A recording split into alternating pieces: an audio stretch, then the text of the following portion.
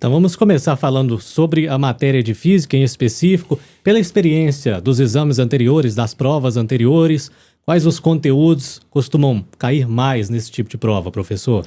Então, Daniel, a física, por que a física, assim, é importante? Porque ela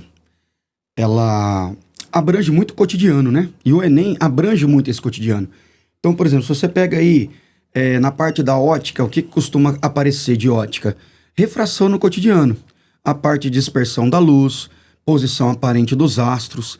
Então, costuma aparecer muito de índice de refração, né? Então, dentro da ótica, costuma cair bastante sobre refração, que é uma matéria que não cai muito, que é ótica. Aí, se você pegar, por exemplo, a ondulatória. Ondulatória, eles gostam muito da parte de fenômenos ondulatórios. Ressonância, interferência, difração, refração, reflexão. Então, o aluno tem que saber diferenciar bem os fenômenos ondulatórios, que o Enem gosta de pedir muito, muito mesmo, né?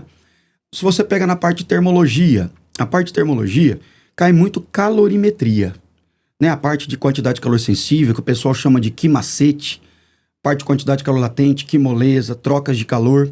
Então, essa parte é uma parte muito cobrada, né? Vez em sempre também costuma cair aí a parte de transmissão de calor, condução, convecção, radiação, que a parte de convecção também costuma vir, por exemplo, o inverso dela com ilhas de calor, que vem na geografia, né?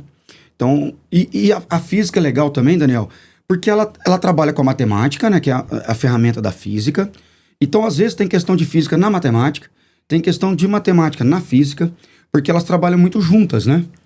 O gráfico dentro do que você está falando aí, Luciano, por exemplo, vamos imaginar um MU, né, movimento uniforme. Esse exercício pode cobrar do aluno uma situação gráfica, que seria uma função linear, né, uma função de primeiro grau, né?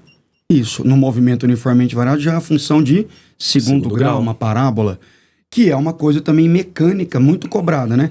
Assim, as provas do Enem sempre vêm questões, por exemplo, de movimento uniforme, ou de velocidade média, né, que é a mesma coisa, de movimento uniformemente variado, ou juntando as duas. Então, por exemplo, o cara vai viajar, por exemplo, igual caiu uma vez, vai andar 100 km com a velocidade de 100 km por hora. Depois ele anda 80 km com a velocidade de 160 km por hora. Quanto tempo ele gastou? Então ele gastou 1 hora, 100 km a 100 km por hora, e meia hora, 80 km a 160 km por hora. Dá 1h30. Então o aluno tem que ter uma noção básica disso, né? E ainda, né, o Christian vai comentar também, por exemplo, regra de 3, né? Regra de 3, interpretação gráfica que cai bastante, regra de 3 que cai bastante, né? Não só na física, como na química, como na matemática, né? O professor de química também deve ter comentado aqui que a química cai muito regra de 3, muito regra de 3. Então, assim, saber a parte básica é muito importante, né, Cris? Principalmente na matemática, né?